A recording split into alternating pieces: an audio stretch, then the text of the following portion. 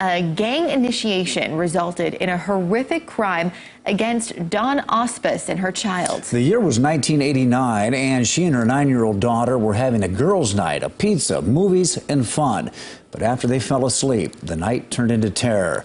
Angela Kennecke is looking back at this disturbing case as part of our ongoing KELOLAND News investigation into victims' rights being overlooked in the state. There's a period of time when you retrace that moment.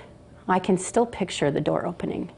I can still feel the shiver down my spine when I realize it wasn't someone I knew. Dawn Auspus has done a lot of work to cope with the trauma that she and her daughter endured at the hands of two young men, including working as an advocate for rape victims and helping to change laws. She says she and her daughter were targeted by gang members who enlisted the help of a young boy. That little boy came to play with my son after he had told them about all these wonderful things and told them that my understanding is that we would be alone. And so we were the perfect target at that time for them to come and do this initiation, because with the initiation you have to do a large crime. That initiation was carried out by Levi Flute and David Arapaho.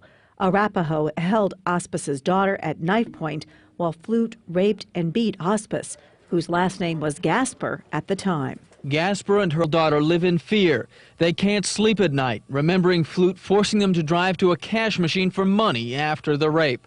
How he repeatedly talked about killing them. We have to start all over again. Like I said in the courtroom,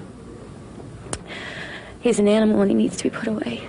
Flute was sentenced to 120 years in prison, but is eligible for parole. He was up for a parole hearing last week, but Auspus had no idea it was happening. The location and time of Flute's hearing wasn't posted on the South Dakota Board of Pardons and Parole's agenda. There shouldn't be a parole hearing unless the victims, there's evidence that the victims either have been notified and refused to come or they're coming.